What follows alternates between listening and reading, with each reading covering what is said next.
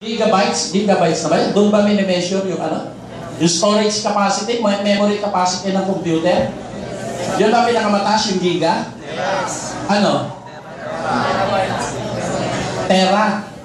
Terabytes. Ganun ba yun? Kasi matagal na akong hindi nagko-computer eh. Yung naabutan ko pa nun, D-days pa eh. Yung ano namin, yung computer system namin, ano ba yung operating system namin, DOS 2.0. So malayo na sa katotohanan yun. So ibig sabihin, you have to keep yourselves updated sa kasalukuyan. Yung mga bagay na hindi makakatulong para umasenso ka, it needs a lot of reformating. Yung mga kultura na nakagisnan mo, tama? Yung mga naituro, yung mga nakikita at napapakinggan mo. Yung mga kasabihan, yung mga lumang kasabihan, na hanggang ngayon, yun ang batayan din ng mga pagkilos mo, yung pagdidesisyon mo. Diba? Yung lumang kasabihan, diba? Pag walang maibigay ang magulang, ano sinasabi? Pag-ipit na sa budget. Ano sinasabi? Kailangan hipitan ng sinturon. Eh, normal namang hihigpit ang sinturon pag mangangayayat ka eh. Tama? Maghihigpit ka talaga pag wala ka na makain. Bakit? Lalawlaw ang mga pantalon mo.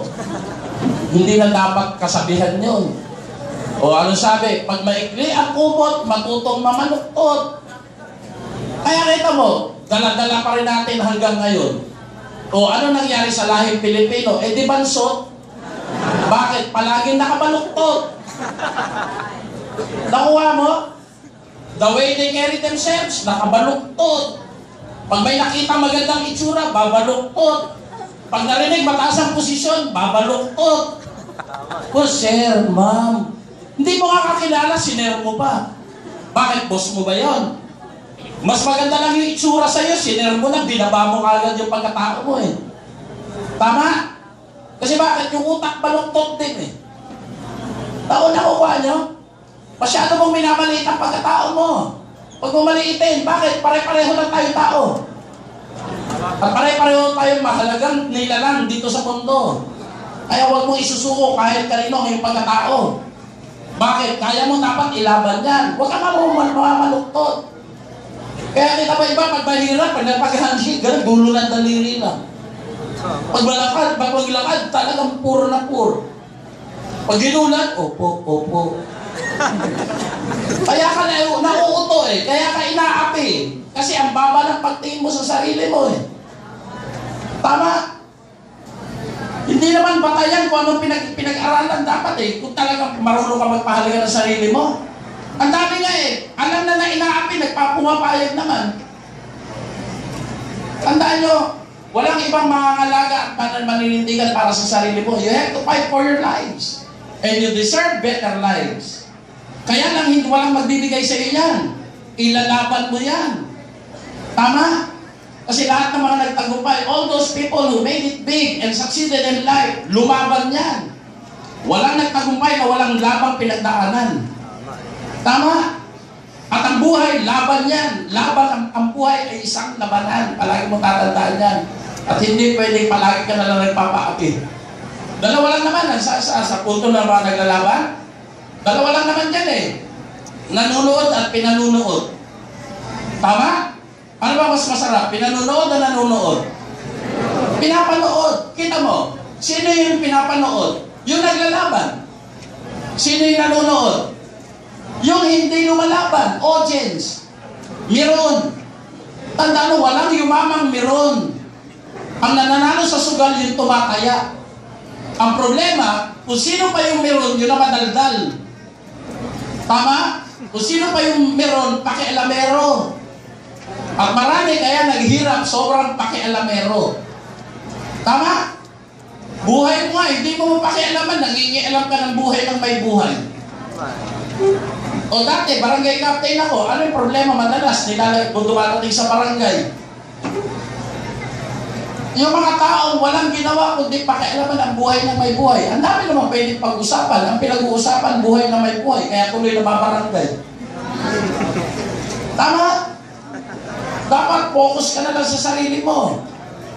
So, ano pa yung mga kasabihan before? Huwag maghanap ng wala. Tama? Pag yung anak, may hinihingi sa magulang, pwede ba anak, galitan pa yung nanay? Pwede ba? Buti ka nga meron eh, huwag ka nga maghanap ng wala. Every time na walang maibigay ang magulang, yun ang palagi ang excuse. Huwag ka nga maghanap ng wala. Naitinan sa utak ng tao, huwag maghanap ng wala. Ano nangyari? Tumandang walang wala. Na hindi man lang inintindi kung tama yung sinabi. Tama eh. Ano nga hanapin mo yung meron? Tama? Dapat ang hanapin mo yung wala. Meron na nga, ka pa maghahanap. Tapos pinakinggan mo naman, huwag maghanap ng wala. Hindi mo man lang na inintindi kung tama yung sinabi o hindi. Nakukuha nyo? Tapos kung paano natin itrato yung sarili natin, mas gusto natin pinapahalagahan yung sasabihin ng ibang tao kaysa yung mararamdaman mo. Kaya kita mo, tuwing piyestahan, lahat ng pinakamagagandang plato at kutsara yung pinapagamit mo sa bisita.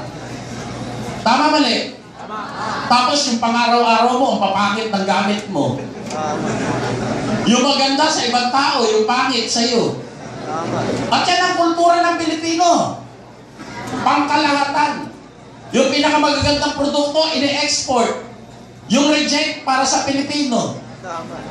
Tingnan mo nga yung mukha mo kung pan-reject ka lang. Kaya nga yung mama ng Japan bakit? Lahat ng pinakamagaganda, pinapagamit sa Hapon. Kaya gano'n na sila mag-patronize ng sarili nilang mga gamit. Germany, the same thing. Kaya kita mo, ang yayaman ng ekonomiya. Bakit? Mismong mga tao, sila'y nagiging salespeople ng kanilang sariling produkto. Tayo, hindi natin may pagmalaking produkto natin Bakit? Hindi natin alam kung ano yung magandang produkto kasi lahat ng pinapabili sa atin, yung mga segunda mano. Yung mga hindi pumasa sa export quality, tayo ang kumukonsumo. Tama mali? Kaya yun ang nakakainis bakit mo ipapagamit sa ibang tao yung mga special mong plato? Sa'yo yun, bakit iba gumagamit? Nakukuha mo? Tapos pag may bisita, yung pinakatago-tago mong tuwalyang galing abroad, sa kanila mo ipapagamit. Samantalang yung ginagamit mo, butas-butas. Tama? O tingnan mo nga yung bilpo mo. Yung face towel na ginagamit mo, galing sa tuwalya. Anak ng tuwalya. Pwede pa to. Pwede pa to. Ano ba yun? Sa totoo lang, kaya nakakalungkot Nakakalungkot, maniwala kayo. Pero tayo naman, mga Kristiyano, tama? And we believe in the 10 Commandments of God. Tama? And the 10 Commandments of God, they were divided into 2 major parts. Pamilyar ba kayo dyan? And what are the 2 major parts of the 10 Commandments? Una, love God. Tama? And second, love your neighbor as you love yourself. Mahalin mo ang kapwa mo katulad ng pagmamahal mo sa sarili mo. Ang problema, mas mahal natin yung ibang tao kaysa sa sarili natin ang sinabi, ang pamantayan ng pagmamahal sa kapwa depende sa pagmamahal sa sarili. Hindi ka nakikinig ng instruction Diyos na nga ang nagtakda ng instruction, hindi mo pa sinunod. Kasi bakit? Mahilig tayo magpa-impress sa kapwa. Naghahanda, ipinapangutang yung handa. Tama? Kaya pag may bisitang kumakain, nagbubulungan, kita mo yun, ang lakas kumain, Kung takaw. Naghanda ka pa kung hindi mo pa ipapakain. Nakuha nyo? At yun naman ang intention ng pagluluto, ipaubos mo sa kakain. Naghanda-handa ka, tapos masama loob mo. Naintindihan mo? So, ibig sabihin, para mapaligaya mo ibang tao, dapat masaya ka. Kasi yun ang totoong kaligayahan. Huwag mong gawin yung hindi mo kayang gawin. Huwag mong ibigay yung hindi mo kayang ibigay. Bago ka tumulong, sigurado mo, kaya mo tulungan mo muna ang sarili mo. At pag tumulong ka sa kapwa mo, siguruhin mo yung pinapagtulong mo galing sa'yo. At yan ang naging dahilan, kaya ako nag-networking. Napagod ako sa kakasulisit. Imagine mo, tutulong ka, ipapansulisit mo. Magmuukad ka sa munisipyo, ang tagal mo mag-antay, bibigyan ka 200, masama pa loob. Ang malapit, masama na yung loob nung nagbigay, pinagdudahan ka pa, nakinupitan mo. Nakakainis eh. Nakakabwisit. Hindi ko sinasabing maging makasarili ka. Ang sinasabi ko, unahin mo yung sarili mo. Tama? Kasi pag namatay ka, wala ka naman pwedeng isama para magpaliwanag sa Panginoon.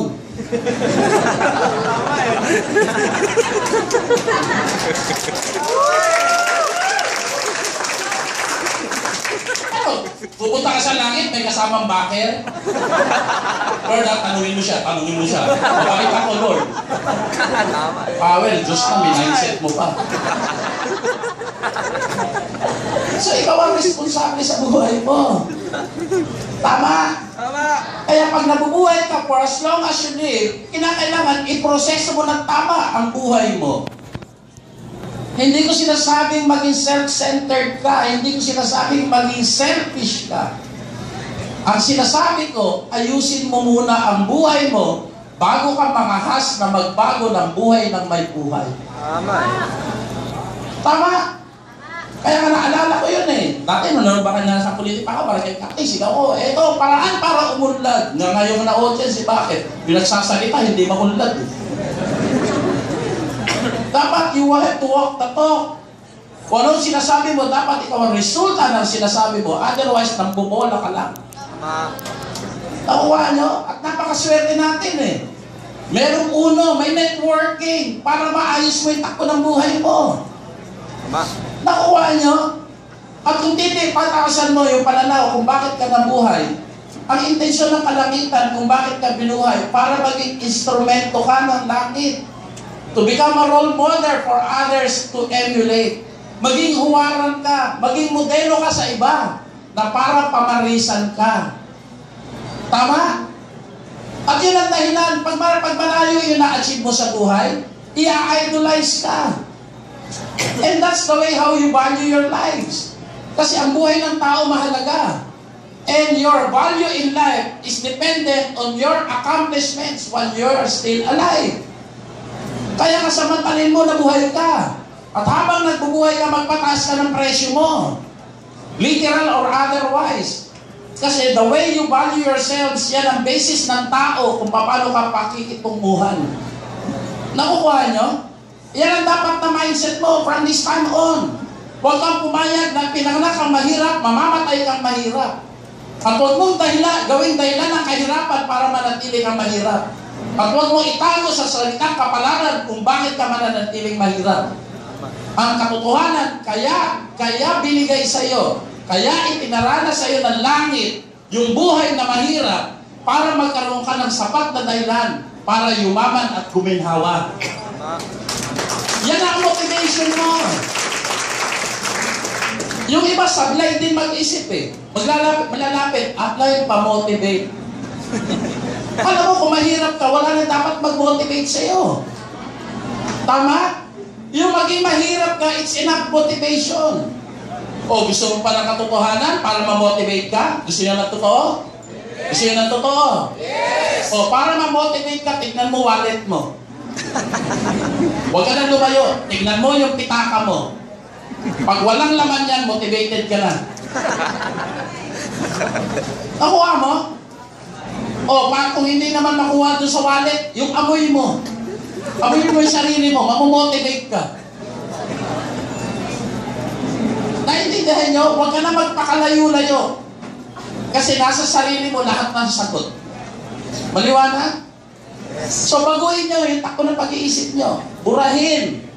Lahat na magiging mabagay, na magiging malungkot ka, alisin mo sa isip mo. Do not and never dwell on problems. Nakuha nyo? Problema na yan eh. Pero ako, iba na kasi yung pananaw ko sa buhay. Ang totoo, wala naman talagang problema. Wala naman talagang problema. Kung bakit ang problema, kasi pinoproblema mo. Subukin mo huwag problemahin ang problema, mawawalan ka ng problema. Tama? Sino gusto mawalan ng problema? Taas ang kamay. Gusto nyo ng tip? Huwag mong isipin. Kaya ka na mo problema kasi may panahon ka pang mag-isip ng problema. The fastest way to kill a worry is not to give time to worry. Kasi may panahon ka pang mag-worry. Kaya ka sinabi na yan, idle minds are workplace of evil. Pag napahinga ang utak mo, kung ano-ano ang papasok dyan. Tama? Yan ang tirahan ng evil, the good and the evil, dyan nag-uunahan sa utak mo. Kasi, kompleto ang pagkatao ng tao. Neutral ang pagkaka-create sa atin. There is the bad side of us, there is the good side of us. Yung katawang lupa, that's the neutral part. So, tatlong persona ang pagkatao mo. Masama, mabuti, at neutral. Ito, yung katawan na to. Kung bakit magiging masama ang gagawin mo, depende kung sino yung sinunod mo. Tama? Pero pinuproseso yan, lahat yan nakatira sa utak mo. Ang deciding factor, yung katawan mo, yung neutral. Maliwanag? At alam mo naman alam mo naman yung makakasakit at hindi makakasakit. Sinabi na nga yan, golden rule na nga yan. Do not do unto others what you do not want others to do unto you. Takuha mo? So, ibig sabihin, kaya mong desisyonan. Gamitin mo lang ng tama at mahusay ang iyong isipan. Ngayon, sino gustong yumaman? Sino yung naniniwala na yayaman siya? Alam mo, sa totoo lang, nalulungkot ako yung mga taong hindi makataas ang kamay. Ano, nakukornihan ka sa tanong? Nakukornihan? Mga bagay na ngayon mo palang na-enkwentro, corny. Tama, mali? Pero ang katotohanan, yung pagtaas ng kamay, minsan binibiro-biro dito, tama, yung sinasabi, paano kaya yaman? Pagtaas lang ng kamay, hindi mo pa magawa. Alam mo, totoo yun, yung sinasabi namin. Yung mga naririnig nyo sa speakers, totoo yun. Kasi hindi naman kikilos ang katawan kung wala sa isipan. Parang sa school, tingnan natin sa school. Pag alam ng estudyante ang sagot sa tanong ng teacher, ang estudyante ang bilis tumaas ng kamay. Tama. Tama na siya sabi, mama, di ba? Taas tuwid pa yung kamay. Tama, mama, habulin pa yung teacher, mama, huy. Ma'am. Di ba, yung estudyante alam ang sagot, yabang yan Tama? Bakit? Alam niya sa isipan niya, pag tinawag siya, sikat siya sa school. Tama? Tama. Pinaglalaban niya, taas talaga ang tuwid. Humakabol pa yan, may extension pa yan nalalaman. Pero pansinin mo, pag medyo alam niya yung sagot, pero hindi siya sigurado, ang taas na kamay kalahati. Tama? Pag hindi siya sigurado, pero medyo tama, taas baba. Huwagin niya, tama? Pag hindi niya alam yung sagot, hindi na tataas. Pag solid, hindi niya talaga alam ang tanong, hindi na nakikipagtingin sa teacher. Disinisihan na yan. Huwag lumulubog sa upuan. Tama? Yung action mo na yan, hindi mo lang ino-obserbahan Pero the real thing is, from the mind you will feel, you will act. Kita mo, tinanong ko lang sa inyo, sino gusto yumaman? Magkakaiba ng taas ng kamay. May iba talaga tumaas, diretso. Bakit? Nasa isip niya na yayaman siya, gusto niya Tama? Tama. Yung iba kalahati. Bakit? Kalahati lang ng isip niya may gusto Kargado ng duda. Yung hindi nagtataas, wala sa isip niya. Nayayaman siya. Kaya hindi siya sigurado kung magre-respond sa tanong o hindi. Nakuha niyo? Yes. At yan, sinasana yan. Kita mo, sino yung makasanay, sino yung ang bibilis tumaas tumaas ng kamay? Yung sanay sa tanong.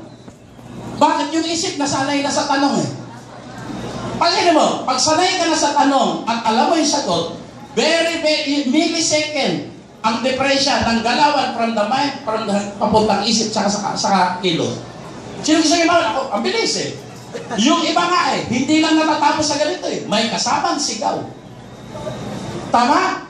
Yung iba, iba mag-manifest ng excitement. Ako! Tatayo pa. Tama? So, ibig sabihin, iba-iba ang intensity ng vision, iba intensity ng damdamin, kaya iba-iba ang intensity ng manifestation of action. Tama? Tama, mali? Sino gusto yung manan? Diba? Yung iba, hindi pa rin natatangay. Tama eh. Kasi wala sa isip. Parang corny. Bakit? Hindi ka sanay.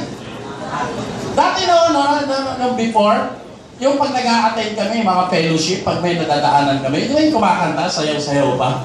Di ba? Ang corny naman ito. Di ba nakukornihan ka? Kasi hindi ka pa in. Pero nung nasanay ka na, paluntag-luntag ka pang nalalaman, paiyak-iyak ka pa eh. Tama? Pag hiling ka, hinihimatay ka pa eh. Tama mali? Tama. Kasi in ka na. Nawa nyo? Kaya yung mga first timer, sila yung halatang-halatang hindi nagtataas. Bakit? Hindi pa sanay sa kultura. And networking, this is a cultural movement. This is a reform movement. Silently nangyayari. Pero this is a cultural thing. Kasi bakit? Binabago ang kultura. Sa isipan nagmumula. Yun ang totoong nagaganap sa networking. Kasi dito binabago yung anyo ng pagkatao sa pamamagitan ng pagbabago ng kaisipan. Lahat sa kasaysayan. Bakit ang China naging communist? Kasi binago ni Mao Zedong yung isipan ng mga peasants, ng mga magsasaka. Ang sinabi niya, mananatili kayong mahirap kung ang mga mayayaman, yun ang magkokontrola ng kayamanan ng ating bansa. Kasi before, capitalism sila. So, ang sabi ni Mao Zedong, kailangan tayo ang mas nakakarami, mahihirap. The proletariat. Kailangan, we deserve equal distribution of wealth. So, binago niya yung kaisipan ng mga tao. O kaya nabago yung gobyerno. Kaya ngayon, ang pagmamayari ng lahat ng kumpanya, pagmamayari na ng gobyerno. Wala ng private enterprise. But after Mao Zedong, nag-open sa Western world again. So ngayon, nag-shift na sila. Parang kombinasyon na ng communism and capitalism. Kasi marami ng investors sa loob ng China. So ibig sabihin, unti-unti, binabago yung pag-iisip ng mga tao. Tama? At sa network marketing, binabago ang pag-iisip nyo rin. Bisa nga sinasabi, networking, bibrainwashin ka niyan eh. Narinig niya na, encounter niyo yung term na ganyan? Yung mga networkers, mga nambibrainwash yan. Alam mo, sa totoo lang, literal or otherwise, quote-unquote, oo naman eh. Tingnan mo mabuti ah. Anong tawag dun sa pag nagpalinis ka ng kotse? Car wash. Bakit ba nagpapa-car wash? Marumi. Tama? Bakit kinakailangan linisan? Bakit kinakailangan linisan? Para matanggal. Para maging maganda. Alam ka na magagamit ka lang madumi. Tama? O, di ba? Sa damit. Di ba? May washing machine. O, bakit kinakailangan ng hugasan? Para? Luminis. Para? Matanggal ng dumi, para luminis, at para? Bumango, at para? Magamit ulit. O, di ba? Yung mga plato, di ba? May dishwasher. Bakit kinakailangan i-dishwash? Para? Malinis, para magamit ulit. Tama? Tama. Okay ng tanong, bakit kailangan ng brain wash? Para luminis. Para magamit ulit. Kasi yung utak mo, hindi nagamit yan. Kinalawang na yan. At para magamit ulit, kailangan hugasan. Alisin yung mga dumi. Alisin ang mga kalawang. Langisan. Ang utak ng tao, parang kadayna ng bike. Tama? Pag madumi at kalawang, ang hirap ipitan. Tama? Garalgal pag umandar. Ang bagal ng takbo ng bike na ang kadayna madumi. Tama? Mabilis ba yung takbo ng buhay mo? Hindi. Bakit? Kasi yung kadena ng utak mo, puro kalawa. So, anong kinakailangan gawin? Langisan, hugasan. At yung inaatinan nyo, mga bago nyo naririnig sa buhay nyo, ito yung langis ng isipan. Pag nanilisan yung utak mo, bibilis ang takbo ng pag-iisip mo. At pag bumilis ang takbo ng pag-iisip mo, mababago ang anyo at resulta ng buhay mo. Kasi bakit? Nagamit mo na ang utak mo. At maraming mga tao hindi ginagamit ang utak. Kasi dalawa lang ang klase ng tao. Nag-iisip at inuutusan. Ang yumayaman, yun yung nag-iisip. Marami inuutusan. Kaya yung mga taong inuutusan, hindi sanay mag-isip. Maraming mga tao bago kumilos, kailangang utusan. Kaya sinabi ang kasabihan, para kang pako, pag hindi pupukpukin, hindi babaon. At maraming tao ganyan. Kung hindi pupukpukin, hindi kikilos. Kahit sa opisina nyo Doon sa mga nagtatrabaho, pag wala ka boss nyo, hindi rin kayo nagtatrabaho paano para masiguro na nagtatrabaho? Nag-create ng mga iba-ibang posisyon. Ano yung posisyon? Assistant Supervisor. Ano ba yung trabaho ng Assistant Supervisor? Tulungan yung supervisor para bantayan ka. Imagine mo kumuha ng tagabantay, nagsweldo yung kumpanya ng tagabantay. Kasi pag pag hindi ka pinantayan, hindi ka magtatrabaho. Tama? Yung assistant supervisor, taga-utos yun. Imagine bakit kumuha ng assistant supervisor? Paano hindi kaya na ng supervisor? Yung assistant supervisor, may supervisor. Yung supervisor, may assistant manager. Yung assistant manager, may manager. At may mga taas na posisyon pa sa taas. Ibig sabihin, dahil sa katamaran at dahil para mapatunayan na tatrabaho ka, ang daming tao na binayaran para bantayan ka. Tama? Kasi bakit? Hindi ka kikilos hanggat hindi ka uutusan. Kaya humanap ng maraming tagabantay. Yan yung ibig sabihin, yan ang katotohanan. Kita mo, yung mga boss, ano ginagawa ng mga boss? Bakit malaki sweldo ng boss? Dahil sila ang taga-isip. Bakit mataas ang sweldo ng taga-isip? Dahil mahirap mag-isip. Hindi na mahirap mag-isip. Dahil marami tamad mag-isip. Kaya kita mo, sa kumpanya, ang ganda ng kwarto ng mga taga-isip.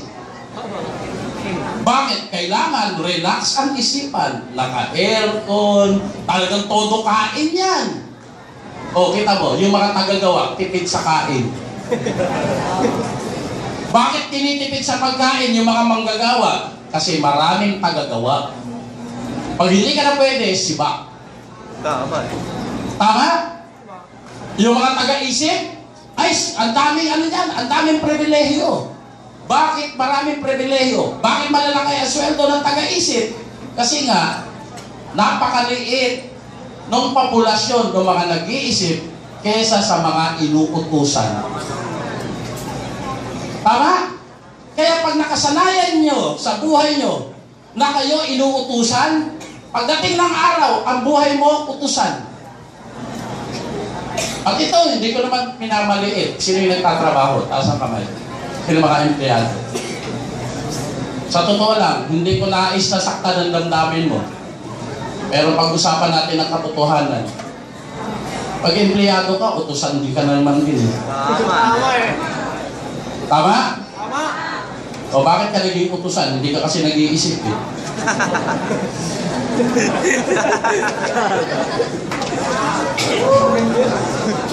Tama? Hindi wala akong intention na saktan ng damdamin mo. Pero gusto ko maramdaman mo katotohanan. Kasi ang katotohanan, yun ang masakit tanggapin. Iniba lang kaya ang term. Magkaiba lang ng term. Pero pareho rin ang kahulugan. Ngayon, ang tawag, employer, employee. Tama? Pero walang pinagkaiba yun sa master and slave. Yun lang naman ang kategorya. It's either you are the master or you are the slave. Tama? Sino yung mayaman? Yung master. Kasi bakit? Yung master, yun ang nag-iisip. Sino yung tagagawa? Yung slave. Kaya lang, iniba lang yung term. Employee na ngayon, hindi na slave. Kasi pangit naman sa classified ads. Wanted slaves. Now hiring slaves. Immediate deployment slaves. With the following qualifications. Oh, imagine mo, pati mga alipin may qualification na. Must be a college graduate. Sino malupit? Pati alipin may kategorya. Tama? Totoo ba yun? Di ba? Totoo naman, di ba? Kapag nagtatrabaho ka, alipin ka rin eh. Pansinin mo, pag nag-usap yung mga empleyado, di ba? Pag nag-usap, Toy, kamusta yung amo mo? Sa abroad, ganyan eh. Toy, ano masasabi mo sa amo mo? Pag sinabing amo, ang topic, yung salita amo, ang topic amo, ibig sabihin, pag topic amo, sino yung nagkukwentuhan? Kung ang topic, ang pinag-uusapan tungkol sa amo, sino yung nagkukwentuhan? Yung mga alipin.